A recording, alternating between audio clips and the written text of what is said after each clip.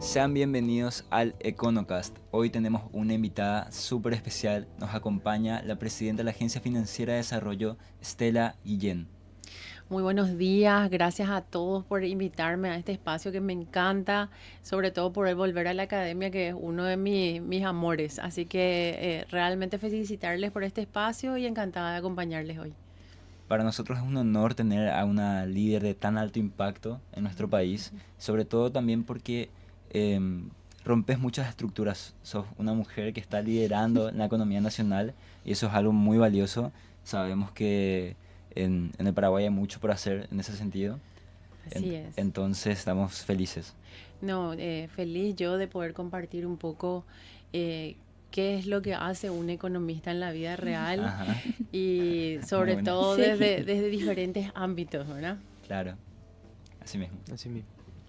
Presidenta, nos gustaría comenzar conociendo un poco más sobre su trayectoria. Ujú. ¿Podría compartirnos cómo ha sido su formación académica y cuáles han sido los principales hitos profesionales de su carrera hasta llegar a la AFD? Bueno, primero yo comienzo eligiendo mi carrera. Y Ajá. acá voy a contar una infidencia. Yo quise ser veterinaria, pero Muy realmente, y sigo amando muchísimo a los animales, pero tuve un evento infortunado que hizo que me decida por los números, ¿verdad? Me daba mucha impresión la sangre y un día me desmayé con la sangre y dije no voy a poder ayudarle mucho así a los... Entonces, bueno, fui a la elección de los números y realmente cuando llego a la universidad me dieron tres opciones: administración, contabilidad y economía. Ujú.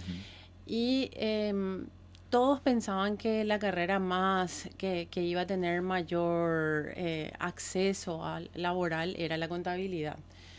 Pero yo me fui a mirar la malla curricular de economía y justo ese año, bueno, yo cursé la carrera de economía en la Nacional, iniciaba todo un nuevo programa que era revolucionario, duplicaba la carga horaria, Wow. prácticamente ya no podías trabajar y estudiar porque le llamaron Economía 2000. Tenía docentes de primer nivel con PhDs que hicieron toda la malla curricular, entre ellos yo te puedo citar hoy quienes estuvieron ahí: Dionisio Borda, Wow. fue mi profesor; Carlos Fernández Baldovino, hoy el ministro de Hacienda, bueno, entre otras personalidades. Y lejos de que a mí me hubiese dado miedo la dificultad, es como que me llenó así como de una rebeldía y dije, no, yo quiero hacer esto que es difícil, esto que yo puedo. Y bueno, me metí a economía, donde realmente en ese momento era una carrera bastante masculina, Mm. hasta ese momento. Y en aquel tiempo yo recuerdo que yo creo que ya la historia ha cambiado para ustedes, pero en mi tiempo la gente como que no sabía a qué se dedicaba el economista. Pero ¿y qué vas a hacer, verdad? Y realmente quiero comenzar por ahí, teniendo en cuenta que este es un medio que me imagino que escuchan muchos economistas y que están en este momento de su carrera o tratando de elegir. Y les quiero decir que la economía es una carrera que te da una amplitud tan grande de poder aportar desde donde a uno le genere y le nazca, ¿verdad? Claro. Tiene el lado de las finanzas, tiene el lado de la política social. Como es una ciencia social que debe conocer al hombre al final del día y en un ámbito tan importante que es el económico, realmente tenemos implicancias transversal en todo lo que hace a la realidad. Así mismo. Y bueno, yo comienzo, es así mi carrera. Después trabajo como asistente de investigación en una organización que hacía investigación económica. Trabajo y estudio por muchos años. Casi antes de recibirme, ingreso al Ministerio de Hacienda, hoy Ministerio de Economía y Finanzas, como pasante. Fue Oh. el primer grupo de pasantes que entraba al Ministerio de Economía y Finanzas. Luego me quedo contratada en economía y ya termino mi carrera y digamos que empiezo a buscar una beca. Ajá. Salí a estudiar, fui seleccionada para una beca, me fui a estudiar a Colombia, a la Universidad de los Andes, una universidad muy, muy buena, rankeada entre las mejores de Latinoamérica. La formación muy intensa, muy, ustedes saben lo que yo les digo, muy cuantitativa. Sí. Eran modelos de equilibrio general, matemáticas, microeconomía. Yo elegí el área de microeconomía, siempre me apasionó mucho la micro.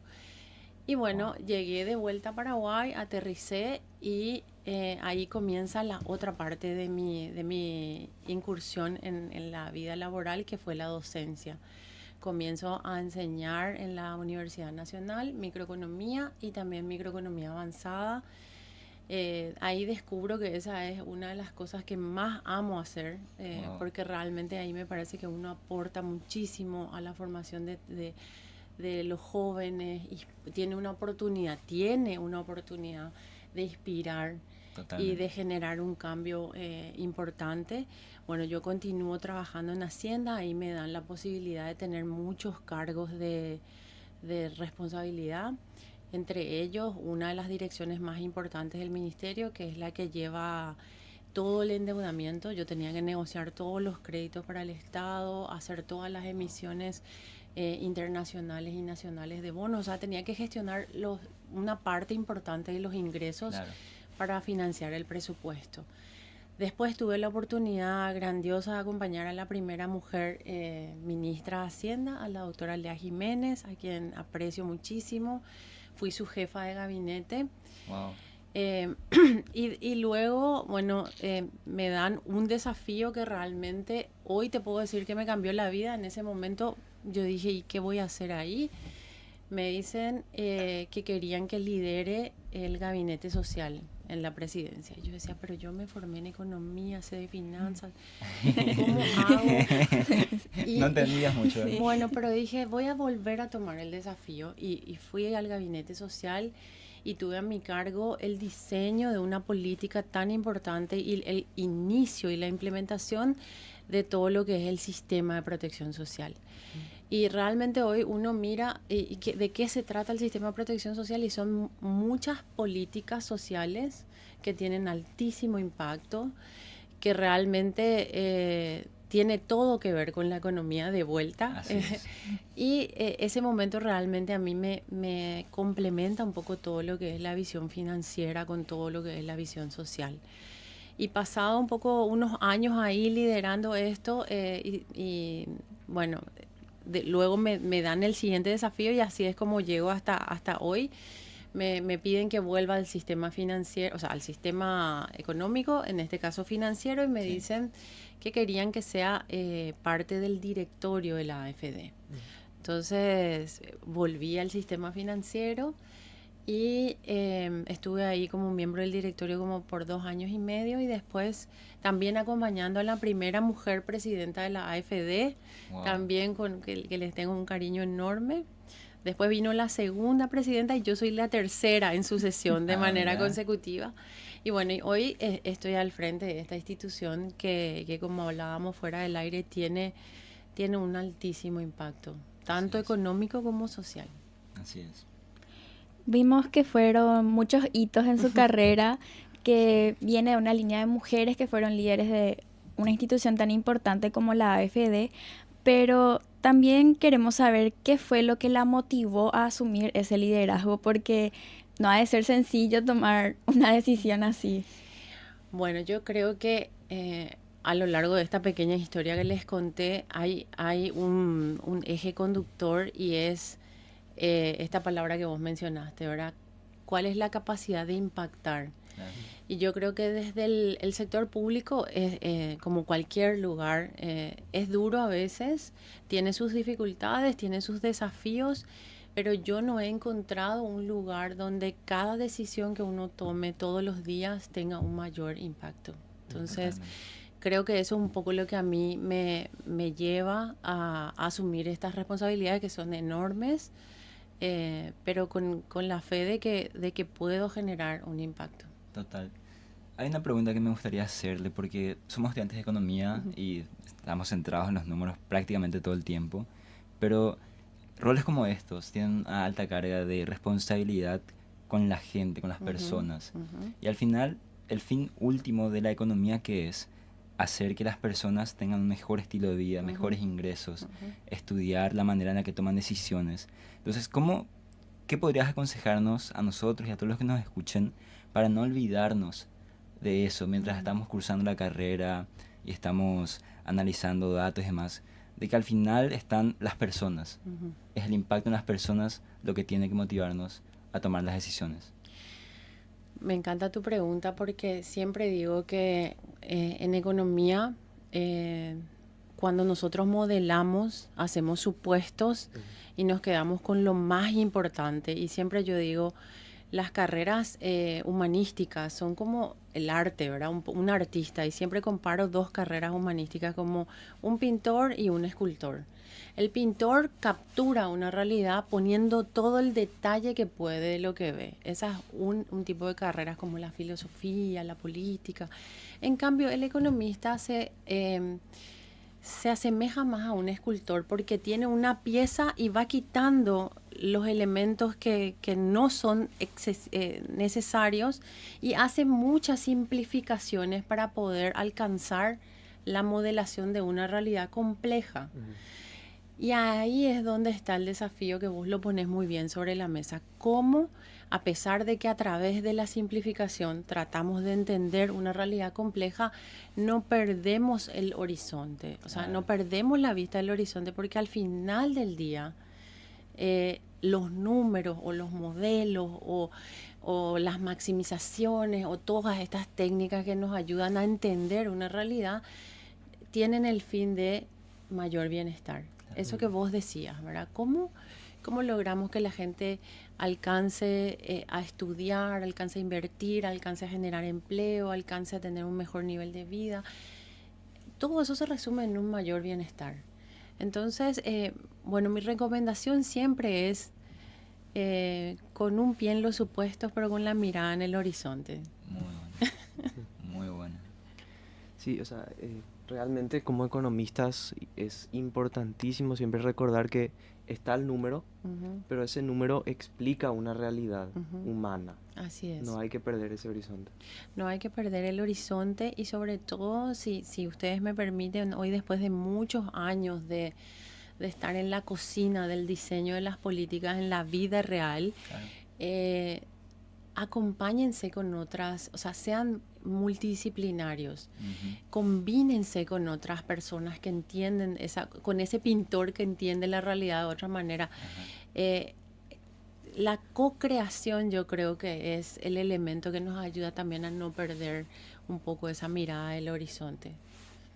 Wow, qué buenas recomendaciones. Y obviamente que para mí es fundamental siempre tener no solamente conocidos, sino amigos con los cuales de otras disciplinas podamos compartir visiones. Ujú, Gente que estudie filosofía, ciencias políticas, diplomacia. ujú. Siempre es bueno escuchar sus miradas, que te pregunten, por ejemplo, en mi caso, Fabri, ¿qué es lo que pasa?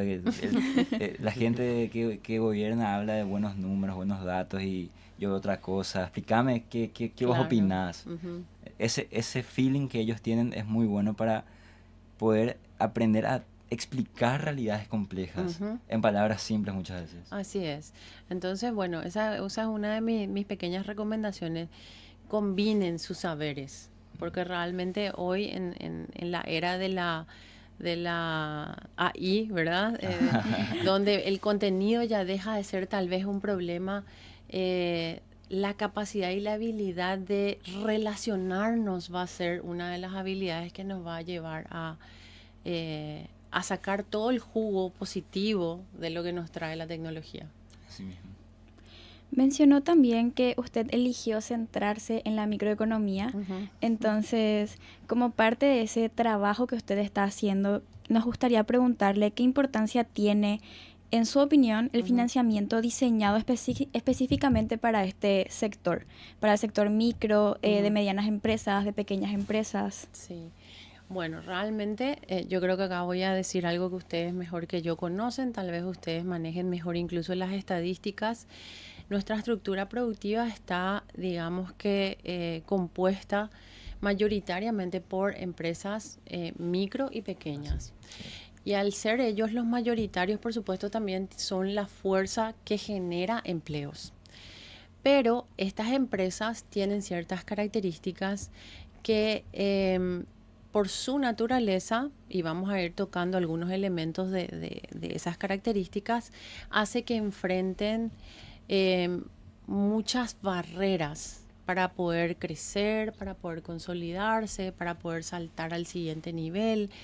Y así es que muchas veces escuchamos hablar de un término, el Valle de la Muerte, que tienen un tiempo y después se acaban. O bueno, entonces esas realidades complejas, de vuelta vamos a ir simplificando la realidad con algunos elementos, pero ¿cuáles son algunas las características de este sector? Y bueno, ¿qué barreras importantes? La primera, tal vez, la informalidad, ¿verdad? Entonces, cuando tenemos la informalidad, digamos que hay muchas puertas que normalmente no están abiertas. Sobre todo algunas, y ahí voy un poco a lo que yo hago y desde donde trabaja la AFD, el financiamiento. Y cuando estamos hablando de un emprendimiento, a veces les digo, porque de casos reales uno ve tantas cosas maravillosas, tantas ideas de los emprendedores, tanta fuerza, tanto esmero, pero que si no tienen el financiamiento adecuado, es decir, los plazos de gracia para que su emprendimiento comience a funcionar y que él genere el ingreso necesario para poder repagar un crédito, o el plazo que requiere una inversión. Una inversión normalmente es un monto relativamente grande que se debe diluir en el tiempo. O sea, el costo variable, si vos lo asumís como un costo fijo de una vez, probablemente la idea era buena, el emprendimiento también, pero tu cálculo financiero falló. Claro. Entonces, por un lado la informalidad, que eso tiene como consecuencia que no necesariamente acceden al financiamiento adecuado. Segundo, cuando incluso sos formal, también podés estar teniendo un elemento que es una barrera para el acceso también al financiamiento, que es la falta de garantías. Sí. Y bueno, y tercero, ya de un poco conocer más el ambiente de las MIPYMES, a veces necesitan algún asesoramiento técnico específico para dar el salto o en calidad o en procesos o en manejo de finanzas. Y ahí yo les tiro un dato a ustedes que tienen el club, que tienen estas horas de extensión universitaria. Sí. Las pymes necesitan muchísimo de saber manejarse financieramente. Es muy importante. Bueno, y entonces, ¿qué hace la AFD? Porque la AFD no puede, o sea, cada institución aporta a esta problemática desde su rol, pero específicamente la AFD lo que hace es diseñar esta estructura financiera que requiere la pyme. Trabaja con otras instituciones como DENIT, como el Viceministerio de MIPYMES, para tener una fuerza que incentive la formalización, pero también, además de las líneas de crédito que tiene la AFD, ha desarrollado otra línea de productos que son los fondos de garantía. ¿Y de qué se trata eso? O sea, no es dinero, pero es la presencia del Estado diciéndole al sistema financiero: yo le voy a salir de garante a esta empresa, entonces vos dale el financiamiento y eventualmente si sucede algo yo te retorno el dinero. La empresa tiene que pagar su deuda después, tiene que seguir pagando, pero en ese momento donde la pyme no tiene un garante, no hay un primo, no hay un tío que quiera salir de codeudor, no tiene una tierra, no tiene una casa que pueda dejar de garantía, es el Estado el que dice: yo le doy mi garantía. Y esa es una herramienta fabulosa que tiene un impacto multiplicador increíble. Y que de hecho, no es que nació en pandemia, pero fue utilizada de una manera importantísima durante la pandemia. Así mismo.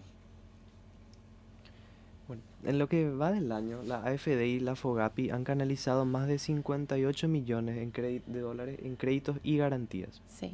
¿Cuáles son los factores que explican este crecimiento sostenido? Bueno, nosotros tenemos como una estrategia. Primero, tenemos una visión decidida desde el directorio y desde toda la institución a llegar a más pymes, estar más cerca, ¿verdad? Y en función a eso, de esa visión, nace como una estrategia en varios pasos.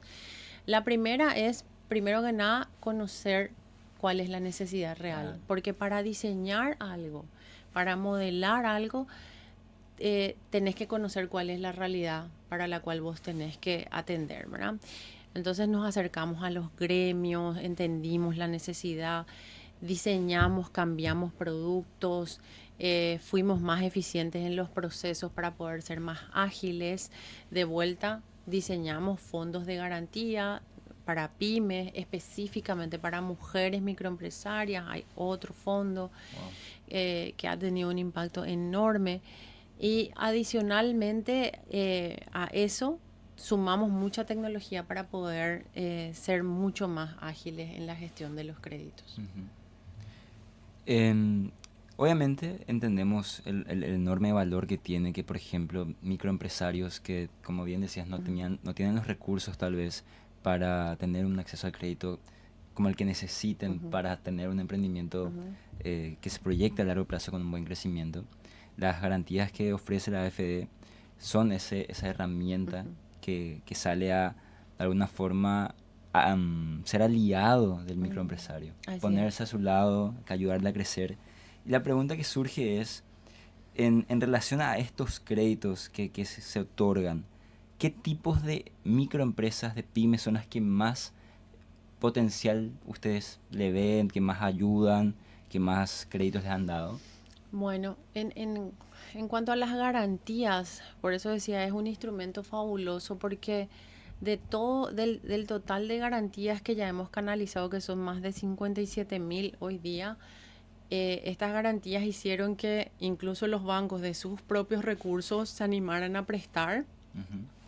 Ya llevamos más de 1.300 millones canalizados a ese sector de micro y pequeñas. Y si uno ve micro, pequeñas y medianas, entre micro y pequeñas tenemos casi el 80% de todos los créditos. Entonces, realmente es un instrumento efectivo porque dimos en el blanco donde queríamos, movilizamos recursos.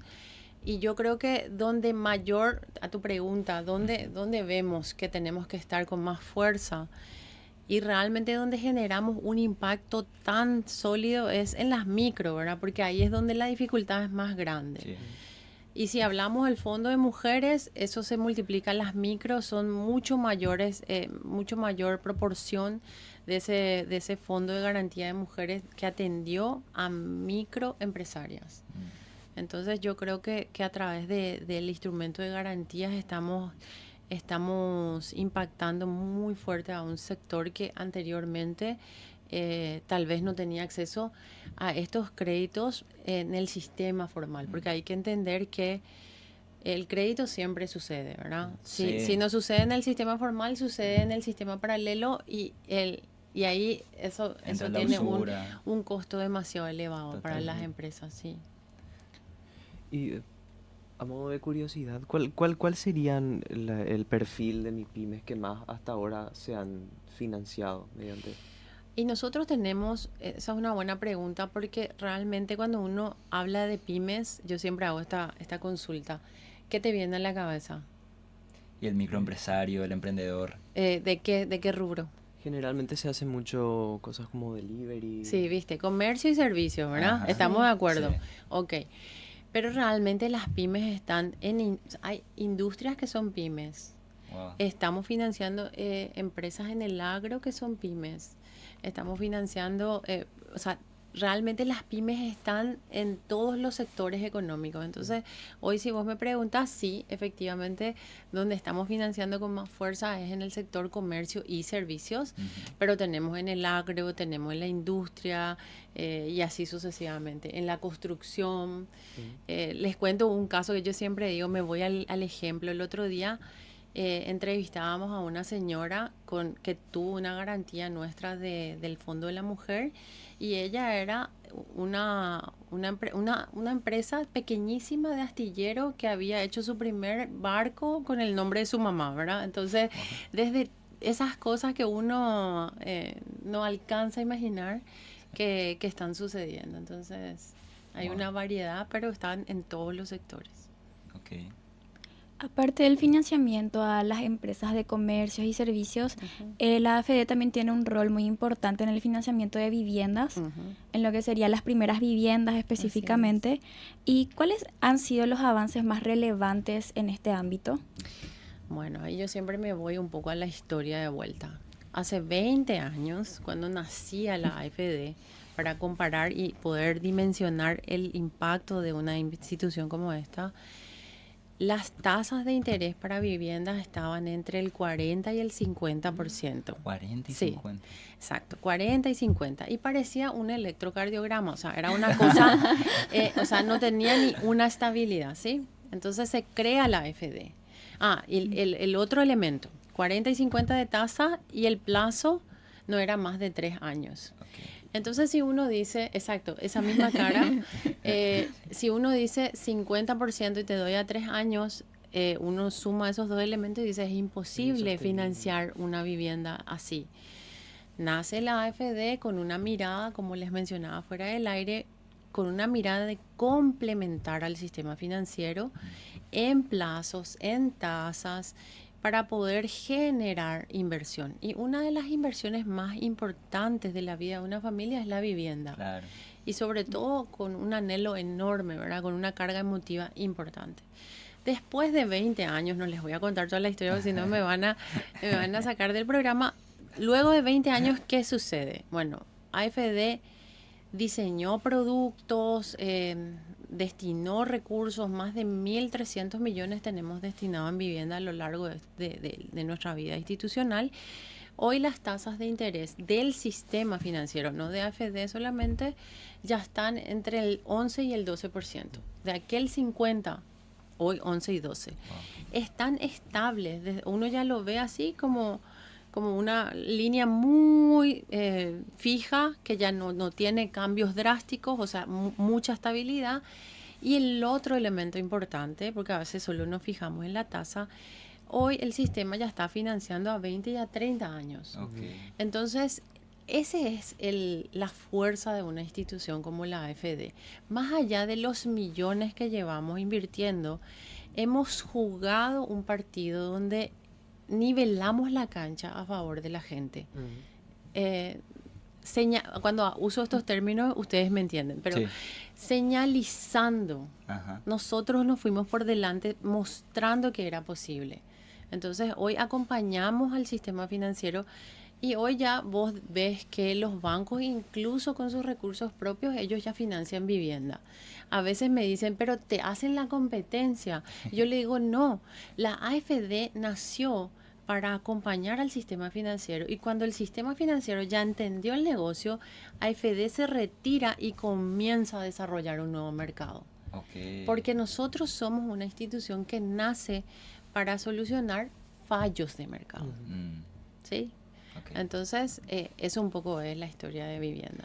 Entonces entendemos que fue, digamos, la AFD quien marcó la hoja de ruta para llevar esas tasas que eran entre el 50 y el 60% a lo que es hoy. Y yo, en estricto rigor, tenemos que hacer una evaluación de impacto, pero uno ve claramente como cuando la AFD comienza a acompañar y pone recursos a disposición del sistema financiero con esas características, después el mismo sistema financiero comienza a replicar eso. Mm, Y entonces hoy, de todo lo que se financia en viviendas en el sistema, 50% nomás ya es fondo AFD, el otro 50% ya es el sistema financiero con sus propios recursos. Y así podemos ver realmente la importancia de diseñar productos y servicios financieros hechos Ujú. a medida para que la gente pueda beneficiarse, poder impulsar un poco la matriz Así es. productiva de un país. Así mismo. Y bueno, ahí, por supuesto, yo les hablo de lo que es el acceso a vivienda, pero si ustedes ven, y estoy segura que ustedes saben, que uno de los sectores que más empleo genera es el de la construcción. sí. Y tiene una profundidad de la cadena, porque no solamente contrata personas de no tan alta capacitación, entonces le da capacidad y empleo a mucha gente, contrata albañiles, pero moviliza mucho todo lo que es la persona que les da de comer a los albañiles, las ropas que tienen que, los materiales que se tienen que comprar para las viviendas. Entonces, realmente es un sector que tiene un altísimo impacto en empleo y que tiene una fuerza de localizar el impacto en una zona, porque Cierto. cuando vos te vas y desarrollas un barrio cerrado, todo el barrio se dinamiza. Sí. Entonces tiene elementos muy positivos en ese sentido. Y hablando un poco ya de lo que queda por hacer, digamos, mencionamos los avances en este sector, lo que queda por hacer. ¿Cuáles son los principales desafíos estructurales que aún persisten dentro de lo que puede ser el acceso a la vivienda, por ejemplo? Bueno, mira, uno de los desafíos estructurales que sigue existiendo y que yo creo que se está trabajando con mucha fuerza es la informalidad de vuelta. Cuando uno habla de financiamiento, la informalidad es como una de las barreras más altas que tiene que saltar o la familia o la empresa para acceder a un financiamiento. Claro. Pero yo siempre quiero ver el vaso medio lleno y digo, estos programas de vivienda como el de Cherogaporán que hemos lanzado recientemente, que tiene la tasa más baja en la historia, con plazos de 30 años, se constituyen en un incentivo positivo, porque ustedes saben cómo, o sea, la política pública, la política no partidaria, sino política Claro. pública, va diseñando diferentes tipos de incentivos. Algunos son, si vos incumplís, yo te castigo, pero otros son como la zanahoria. Mira lo que tengo acá. Si vos te formalizás y haces un pequeño esfuerzo, vos podés acceder al financiamiento de una vivienda al 6.5. Mucha gente, yo les cuento esta historia, ¿verdad? Hay conductores de plataformas, estas plataformas Sí, transporte. de transporte, que a veces no tienen su factura o que no están formalizados, pero ellos tienen el ingreso que puede solventar un crédito para la vivienda. Claro. Ya se acercaron a nosotros, nos dijeron cómo vamos a hacer. Entonces, esta es una forma también de incentivar a que la gente vea una ganancia de ser formal. Claro. Ujú. Algo muy importante en nuestro país. Y el otro tema estructural que quiero tocar es de vuelta cuando hablamos de acceso al crédito, es la falta de garantías. Y ahí también hemos lanzado un fondo de garantía para la vivienda que ya está comenzando a caminar y dar sus primeros pasos. Así que tenemos mucha esperanza de que eso pueda apoyar ese elemento estructural. Ok.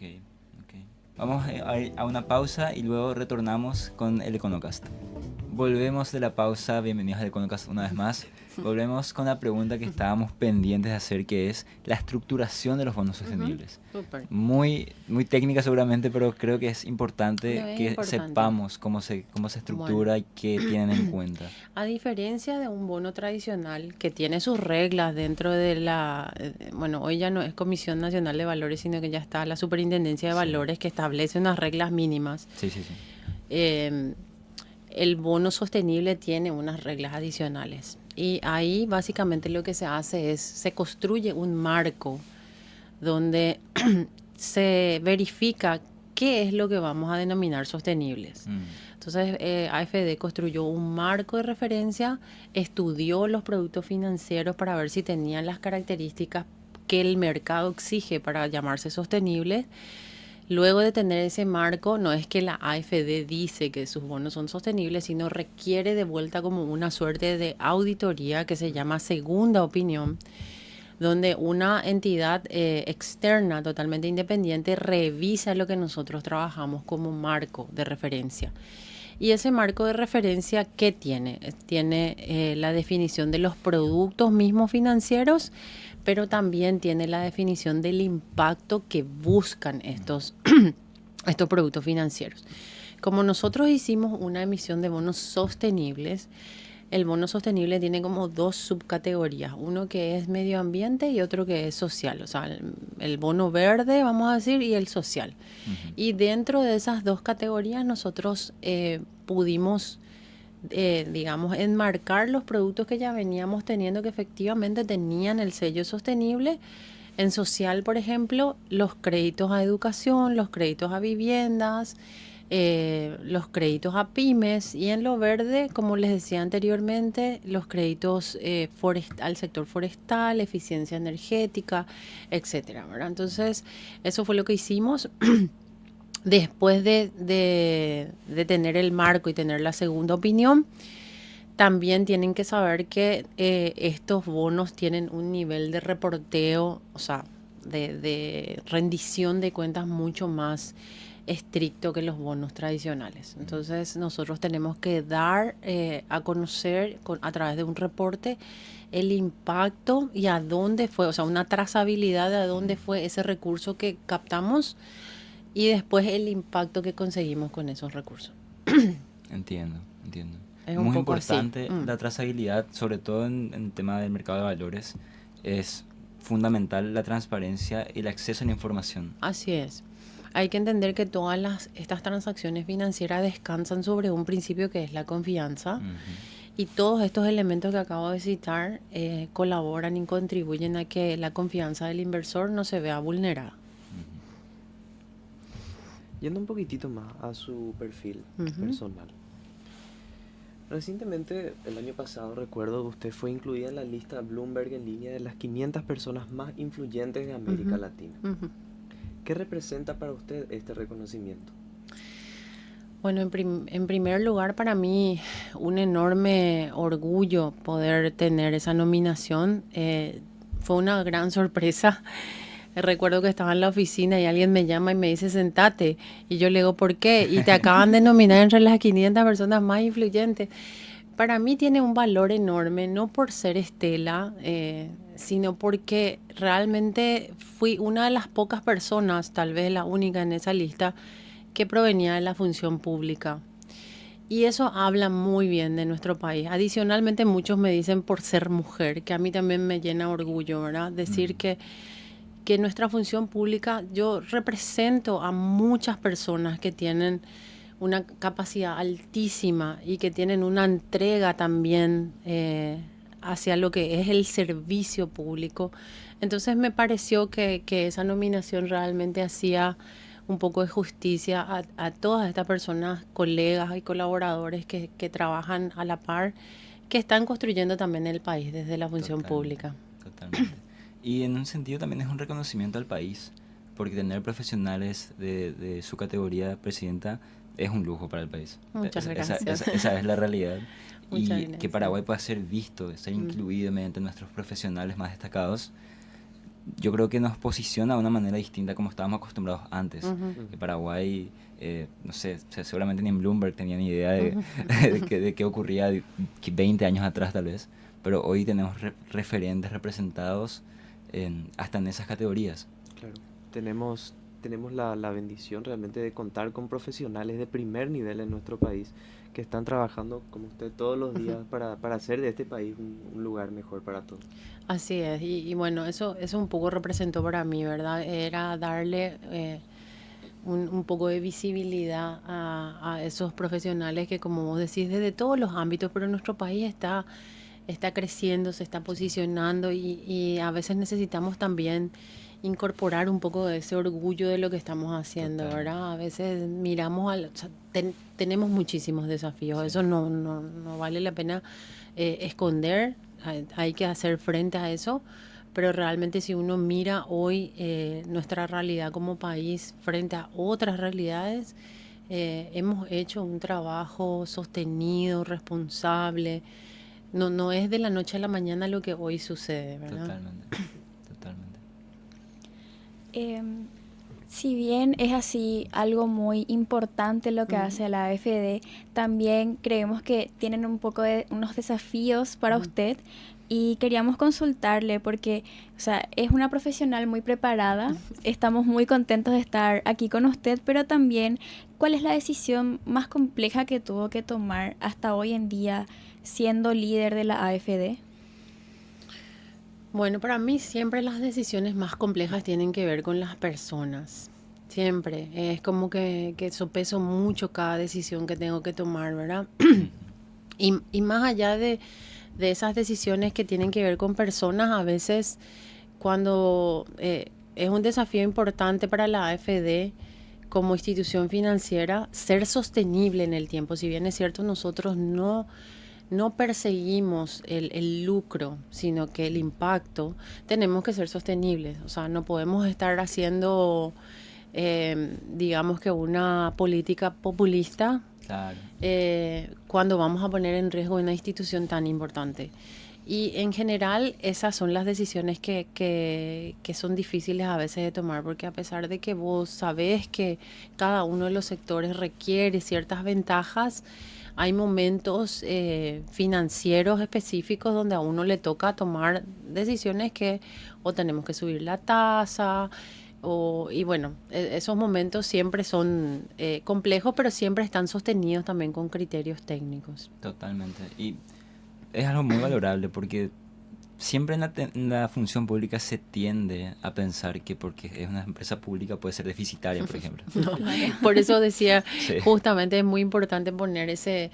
Para nosotros es una enorme responsabilidad todos los días tomar una decisión que permita que el concepto de sostenibilidad tiene mucho que ver con el futuro, ¿verdad? Claro. Entonces, yo no puedo ser irresponsable en el presente con el futuro de los demás. Totalmente. Entonces, también eso se traspasa o se transfiere un poco a la realidad financiera, ¿verdad?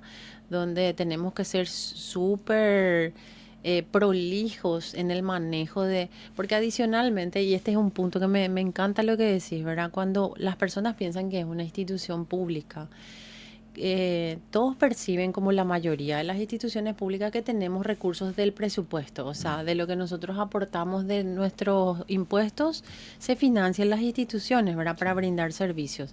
Ese no es el caso de la AFD. La AFD se financia absolutamente con lo que genera de sus ingresos. O sea, los impuestos de las personas no van a la AFD.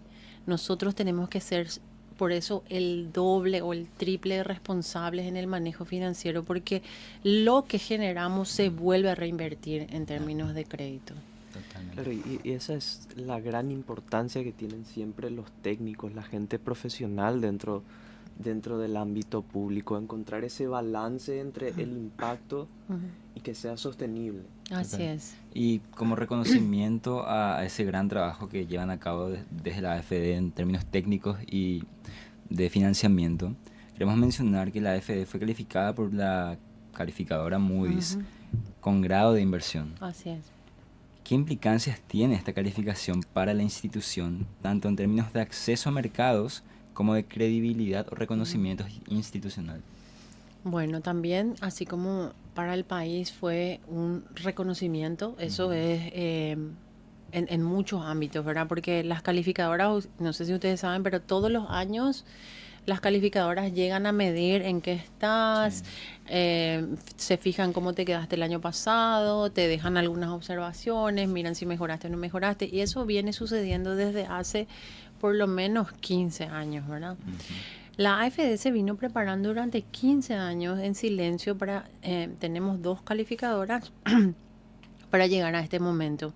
Y por supuesto, así como para el país, nosotros somos la única institución pública que tuvo esa calificación. Primero nos honra mucho, Ujú. pero también es un reconocimiento a este trabajo sólido y mantenido que tiene la institución. Claro. Por eso hago también mención y un reconocimiento a todos mis antecesores, porque Claro. la institución logró tener, digamos que líderes muy solventes, muy criteriosos. Y por supuesto, como mencioné, la confianza es sumamente relevante en el sistema financiero, y esta es Así como es. una señal de que sos confiable. Y para una institución financiera ser confiable abre mercados, te permite diversificar tus fuentes de financiamiento. Hay otros inversores que antes no te miraban, que hoy están dispuestos a invertir en vos. Y por supuesto mejora la capacidad en el tiempo, ¿verdad? No inmediatamente, pero cuando vos tenés este ratio, llegar es difícil, pero mantenerse es lo más importante. Y si nos mantenemos en el tiempo, eso con el tiempo se va traduciendo en mejores condiciones de financiamiento para nosotros. Y si nosotros obtenemos mejores condiciones, porque siempre me dicen, ¿y eso cómo me impacta a mí?, me dice la gente. Sí. Bueno, y si AFD llega a tener mejores condiciones, traspasa mejores condiciones también a los bancos, y finalmente eso llega a las familias y a las empresas.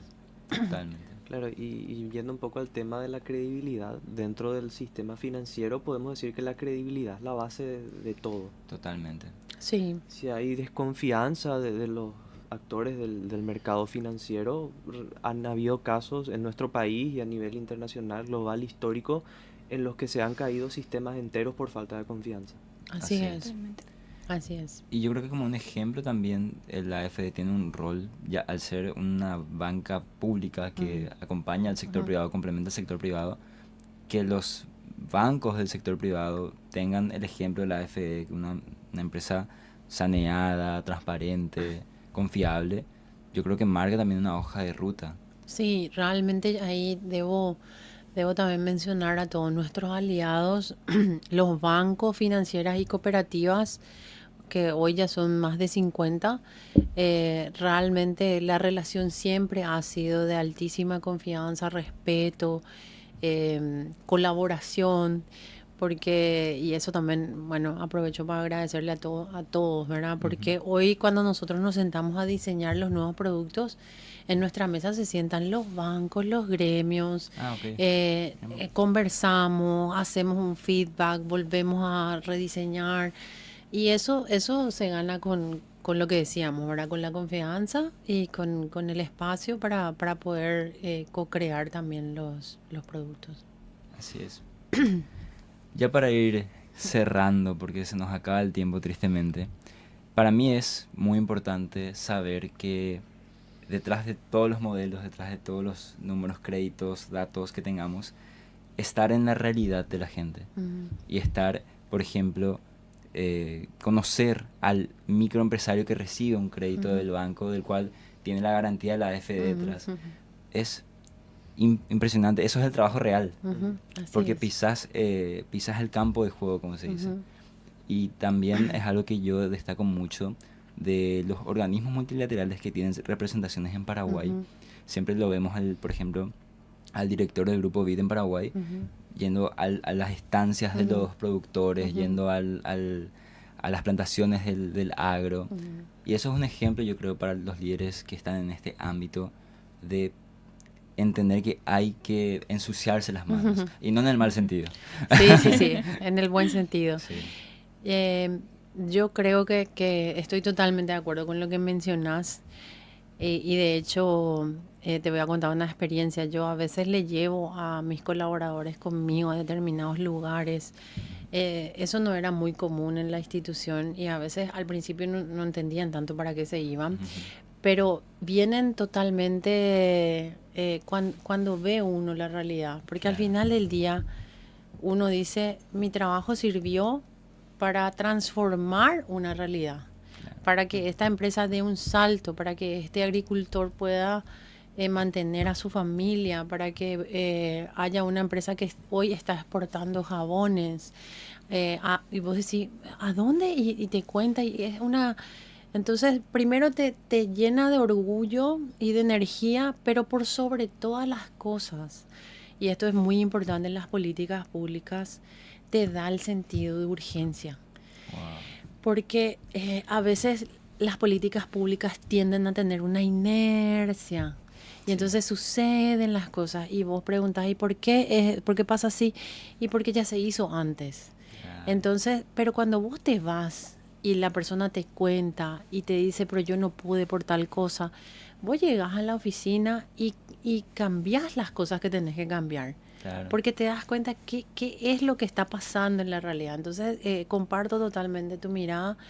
Las instituciones públicas tienen que estar cerca de la gente. Tienen que conocer las realidades para diseñar mejor las políticas. Y siempre tenemos que tener, a pesar de que tenemos muchas limitaciones hoy en términos de recursos, tal vez no tenemos que nunca olvidar el sentido de urgencia.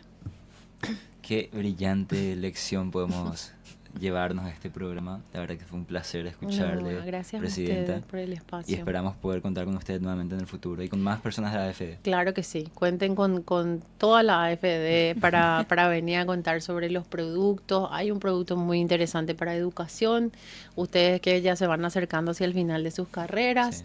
que eventualmente están pensando salir a estudiar. También hay diseñado un producto para la inversión más importante de nuestras vidas, que es el capital humano. Importantísimo, importantísimo. A forma de cierre, una vez más agradecerle por su tiempo, por estar acá, por compartir con nosotros. Y nosotros como Econocast, siempre una de nuestras metas, nuestra visión es permitir darle este espacio a los profesionales excelentes que están haciendo las cosas de manera excelente para que se sienten y puedan explicar y nos puedan hacer entender a nosotros y a todos los que nos están viendo cómo realmente funcionan y cómo son las cosas. Y qué también se necesita hacer para que nosotros, que somos los siguientes que vamos a tomar la posta, sepamos cómo tenemos que hacer las cosas. Así es. No, agradecerles a ustedes este espacio porque uno de los temas que desde que asumí un poco la presidencia estoy tratando de trabajar con mucha fuerza es que todos los paraguayos y paraguayas conozcan que esta institución es de ustedes, primero que nada.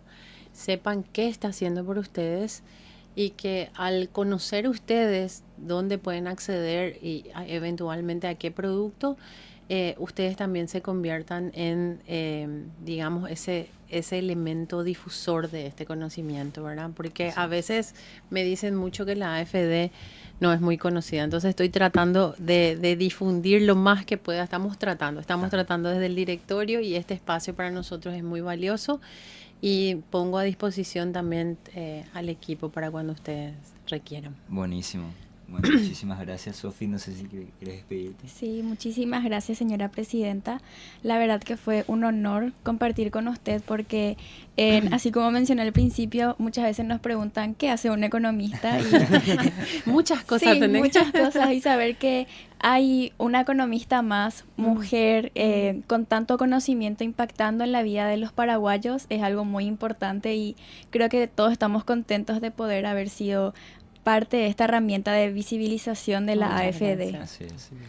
Así Bueno. que nos estamos viendo en el próximo programa. Fue un placer tenerles y nos vemos.